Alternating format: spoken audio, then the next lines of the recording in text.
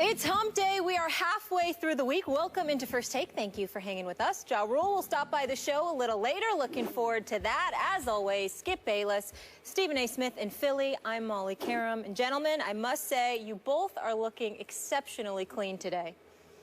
I like the looks. Good morning. How y'all doing? How y'all doing? You know, at least Molly could pick a side just one day. I don't care. You pick his side. Just say one of us looks better than the other. I'm good. I'll do it. You look better than I look today. I give you that. Whatever. Way to go. Whatever. I was trying to be nice, and it was the truth. You're trying to. GQ might call today. Yeah, you're trying to fence ride. Whatever. Yeah. Whatever. How are you, Stephen A.? I'm doing all right. Let's roll. Let's roll. Let's go. All right. Another rough night for the Lakers. We just heard Kobe's frustration after the Nuggets handed the Lakers their fourth straight loss to open the season. Stephen A., can Kobe turn it around? I don't think so. I mean, I think that he can turn some of his shooting woes around, but he's not going to turn around the fate of the Los Angeles Lakers. This is simply not a good basketball team. You've got a mixture of young and old with parts that don't match in a Western Conference that's just so pristine, so big time that the Lakers entered this season irrelevant before a game even began. That's just really the reality of the situation. We're looking at Kobe Bryant right now. Obviously, he's not impressive. Another night where he struggled shooting from the field for the most part. It wasn't 31%, but it is what it is. 31% shooting coming in the last night from the field, 20% shooting from three-point range. He's Kobe Bryant. I have to believe that ultimately he'll get himself going in terms of actually making more shots, because it's not like he's being on lockdown and can't get off of his own shot.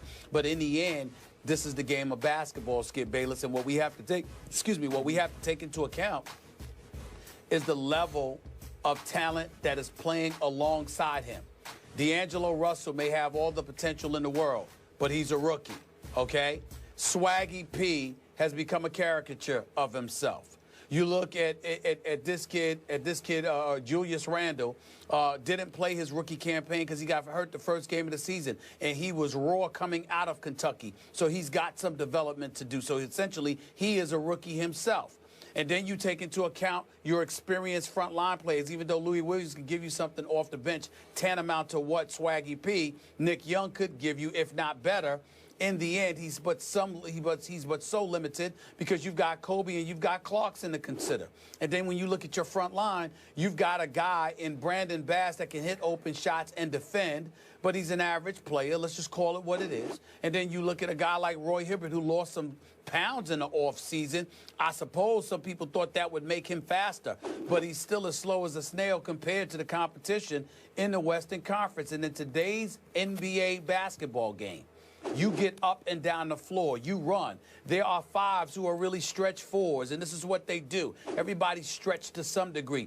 You've got to be, unless you have surreal defensive prowess like a Dwight Howard, like a Hassan Whiteside, or you've got big-time offensive skills like a DeMarcus Cousins, who I believe to be the best big man in the game. The fact of the matter is the game is devoid of prototypical quintessential centers. Not that back to the basket, formidable big man that nobody can guard. No, this is a different day. It's a different game. And Roy Hibbert seems outdated in today's game. So when you take all of those things into consideration and then you couple it with the dysfunctionality that is the Los Angeles Lakers, with a boss in Jeannie Buss who refuses to fire her brother, who refuses to push this franchise in a forward direction by recognizing he needs to go, there's no way Kobe can overcome all of that. He's only human, and on top of that, he's 37 years of age. He ain't what he used to be. He's not the young lion that can carry this franchise on his back anymore. And that's the reality of the situation. So I think he can get his shot going, but it really, really doesn't matter. We said the Lakers were going to stink coming into this season, and that's where they are right now. And it's not going to get much better. And by the way, as much love as I have for Byron Scott, I believe he's in the wrong place. The only reason he's a Lakers coach is because he's a part of that franchise. In the end, he's better off coaching veterans who have established what they can do on the NBA level. To try to teach guys to get to that point, I don't think that's where Byron Scott's strength is. I think he's the kind of guy that needs to have a veteran squad, and I think he can do special things with a veteran squad. But with a young crop, teaching them how to play the game of basketball, how to be professionals, how to adjust to playing on this level, that's going to take some time. And he doesn't have that on his side. So you don't have the leadership, you don't have the coach, you don't have the players, which means you don't really have a basketball team. They just call them the Lakers. Okay, but for the sake of this question that I find pretty distasteful because it's very difficult to deal with, because I know you're a Kobe fan, and believe me, I am too. Yes. I don't want to talk about lack of supporting cast. I don't want to talk about Byron Scott. I don't want to throw Jim under the bus again and again. We know all that. We get all that.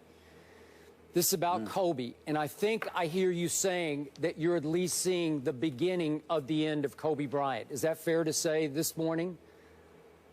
Well, I think it's fair to say because he refuses to leave the Lakers, Skip, which is why I brought all of those other things up. If he was playing on a quality basketball team with quality players, I think that this is nothing more than a shooting slump.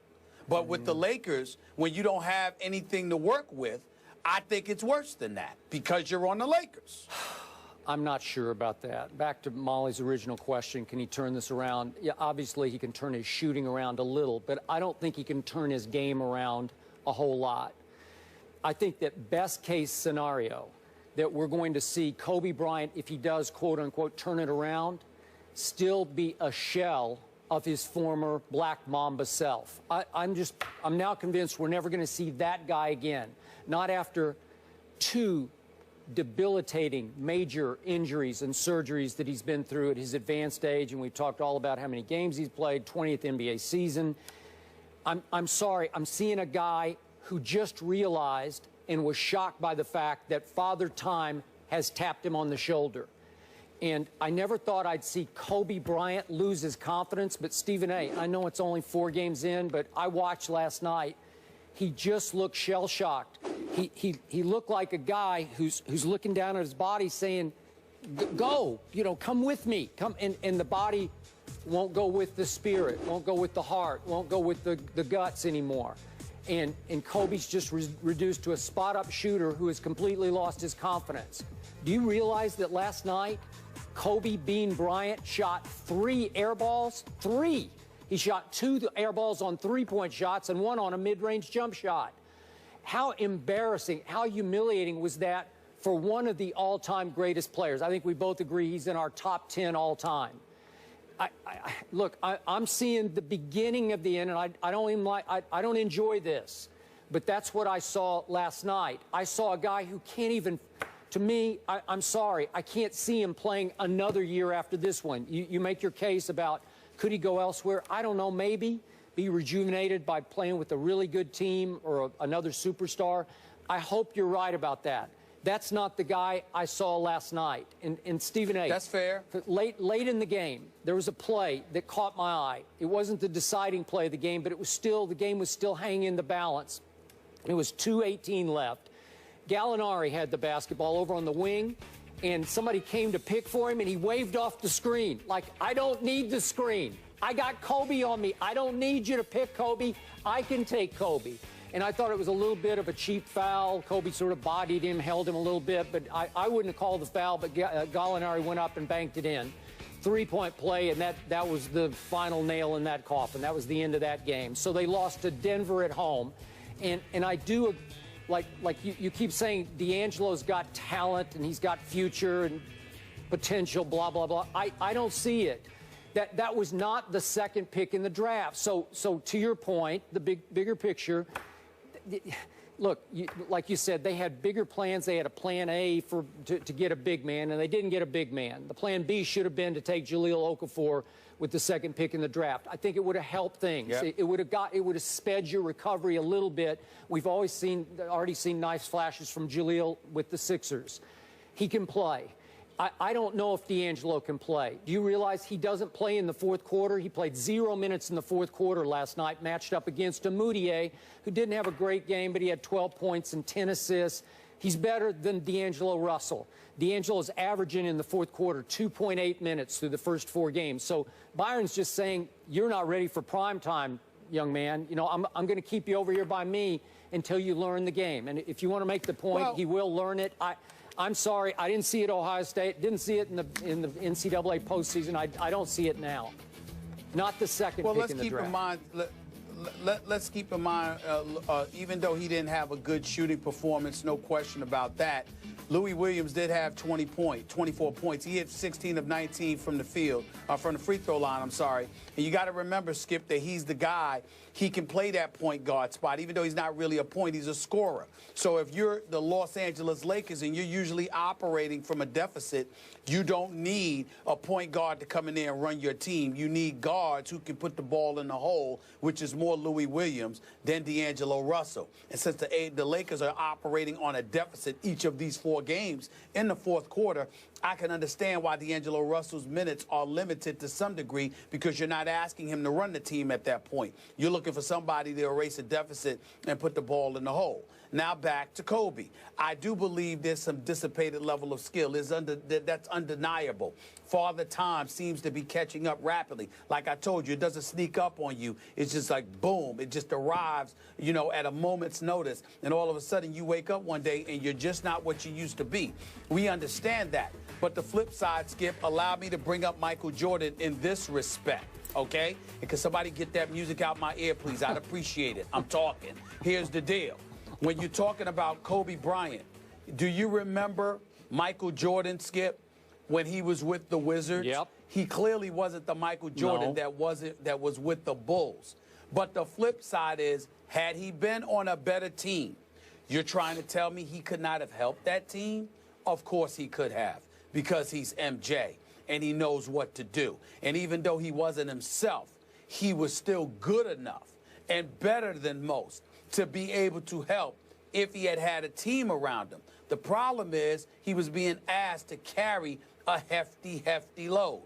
That is the case with the Los Angeles Lakers. If Kobe were on the Clippers, if Kobe was on some other team that was far more talented and respectable than the Los Angeles Lakers, I think we'd see a Kobe that would look better than he's looking.